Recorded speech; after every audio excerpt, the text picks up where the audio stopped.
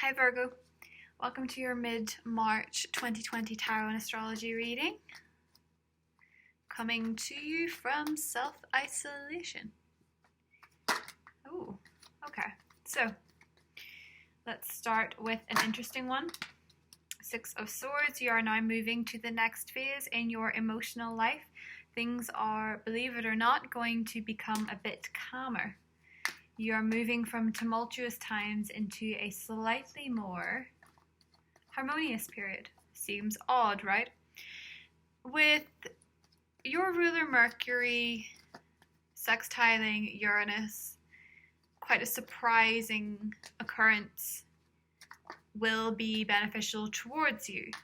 Mercury being your ruler in your relationship sector, strength card, making a healthy aspect to Uranus in your sector of higher thinking. You are being a source of calm and reason for others if you choose to be.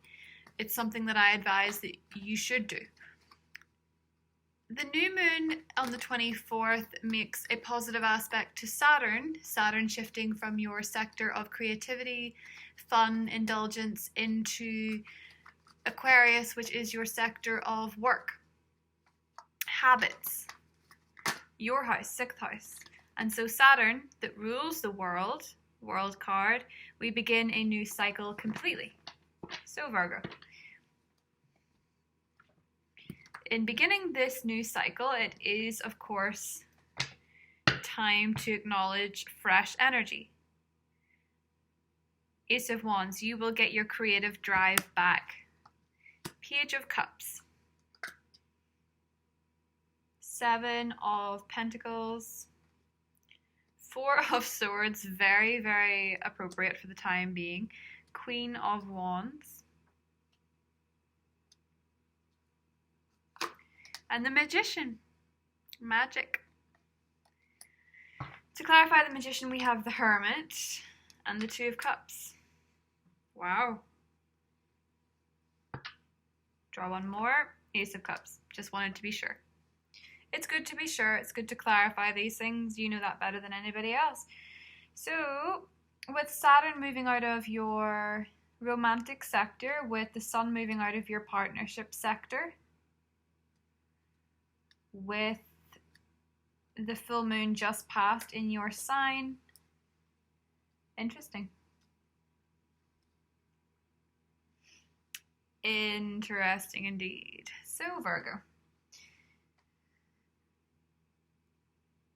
the way that you see this, that the Queen of Wands looks as though she's in the positive, the Four of Swords in the negative, it's actually flipped. This flips around this camera. The Queen of Wands is your challenge. In some ways, you're finding that the fire signs around you don't understand your need for space. They don't understand what it has been like to have Saturn in your sector of children, to have Saturn in your sector of fun. To have Saturn in your sector of fun is tough because it restricts, right? Jupiter is now in your sector of fun, and as a global note, Jupiter in Capricorn is again quite restrictive in many ways. So it has felt a little bit like your life lately, Virgo, has missed this Page of Cups energy. It has missed the creative sparks. It's missed the fun for the sake of fun. But already you can start to see a shift towards more positive thinking in general. Feeling a little bit more free. Feeling a little bit more inspired. Perhaps it is the space. This Four of Swords in your positive sector, Virgo, suggests that you have needed in some way a bit more space, a bit more social distancing, as we call it now. You need to rest and you need to heal. When we move from Pisces season into Aries season, for you, a lot of the times the sign of Aries, which is regarded as a fresh start, the astrological new year, occurs in a sector of the sky for you that is actually more to do with death and rebirth. It's not necessarily just the beginning, it is the end and a beginning all in one, and that can be quite draining for Virgos who like to have their details in check. And as we know, there is actually, with the 8th house, a big requirement for details. It is death, it is taxes, it is all the things that are a rite of passage and all the things that are actually completely certain in this life. There is that phrase that the only thing that is certain is death and taxes, but for you this is more to do with healing in this period. That is what comes positive to you. You've put some seeds in the ground, and I think for a lot of you it's in your emotional life. I think for a lot of you you're thinking, I need the space, I need the distance, I need the breathing space, but I don't really want to go full-blown hermit mode. Well, between now and your season, you have a firm grip over what it takes to move to where you want to go. Mercury rules the magician. That's why it's associated with your sign and it's associated with Gemini. You could be dealing with a Gemini, and if you are, there could be a distance between you that is feeling very, very, very lonely.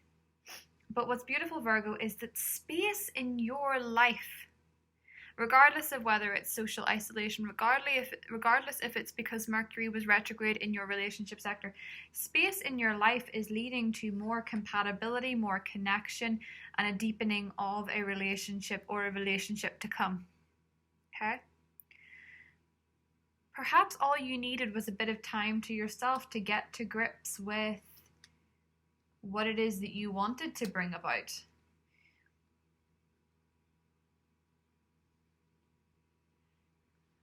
The Ace of Wands promises you a new spark. Oddly, the Five of Wands has come up in reverse, and I don't deal in reversals, so that's intriguing. 2 of Pentacles, 5 of Wands, and the Ace of Wands. If somebody in your life, possibly an air sign, an Aquarius, Libra, Gemini, has been playing you, has been making you feel as though you are one of many, you've been questioning their loyalty, things are about to turn in your favor. Saturn and Jupiter having been in Capricorn together, and they will meet again at the end of the year in Sagittarius season. But in Scorpio season, you'll have noticed big changes in your romantic life, for sure. You'll already be aware of them. Things are going to start to go in your favor where you have been left. There's something hiding behind there. 6 of Pentacles. Yes, where you have not been given what you deserve, where you have been treated as disposable or like an option. You're about to take your power back. You're about to take your control back. You're about to realize that you have a lot more sway in manifesting the love that you want, the work that you want, all that good stuff. Saturn shift into Aquarius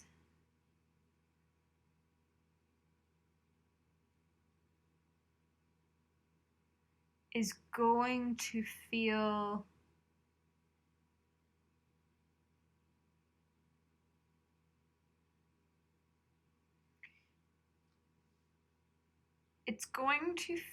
as though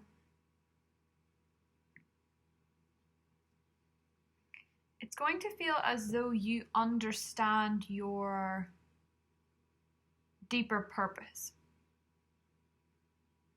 This is an odd parallel to draw. But I believe as Freddie Mercury, he was a Virgo ascendant, he was a Virgo sun. Mercury was in his first house, that's why he named himself Mercury, supposedly. Because that obviously wasn't his real name. But I remember that the last time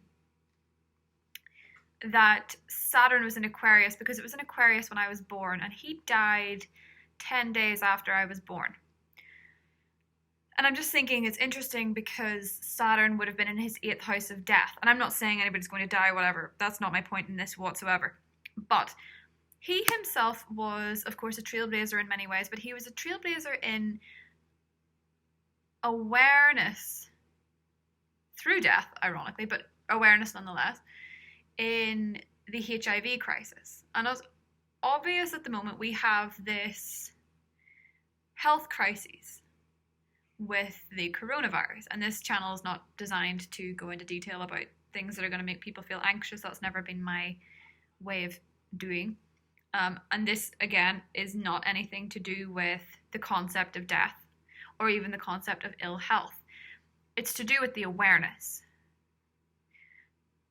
Many, many Virgos change the course of history, but a lot of Virgos also are the first to say, no, I couldn't do that. I'm not important enough. I'm a service person, because there is that inbuilt service. I must provide a service. I must be useful. And in many ways, that is changing things. Every effort counts. And with Saturn being in Aquarius for you, Virgo, your efforts can be momentous or monumental.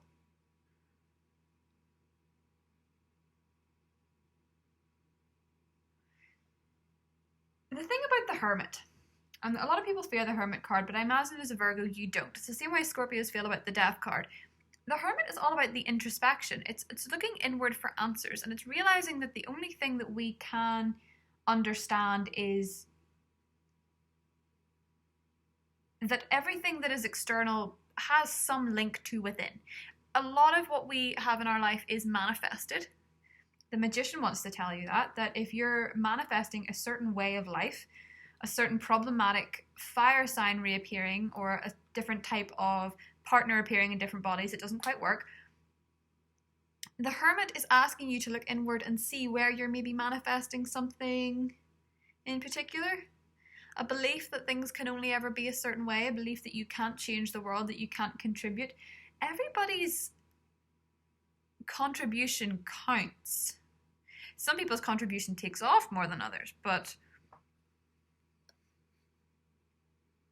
particularly if you're in the field of writing and you feel like you've been going through a bit of a blockage there, it is time to pick up that pen, to start over, to create something really, because you're too much of a perfectionist to leave us without it.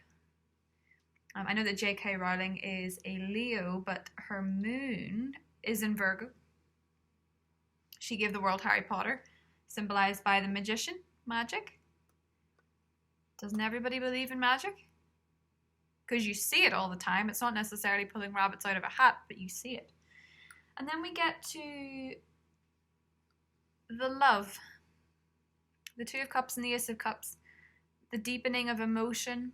Saturn in Aquarius, Aries season, all of it in the water sign houses for you is going to show you how to be a bit more emotionally demonstrative. Venus in Taurus as well, connecting with Uranus and Taurus. Neptune's still in your partnership sector, but it has had its moment with the Sun. It's had its moment with Mercury retrograde. You've learned something big, right? Something big in love has been learned, and now it's a new chapter. It's a new emotional beginning. And it's very positive. Very, very positive. Provided you look inwards and maybe get to grips with why a certain thing keeps reappearing a certain way. And the fire sign, the Leo, the Aries, Sagittarius, or the person who you just don't quite trust, you just don't quite know where you stand with them,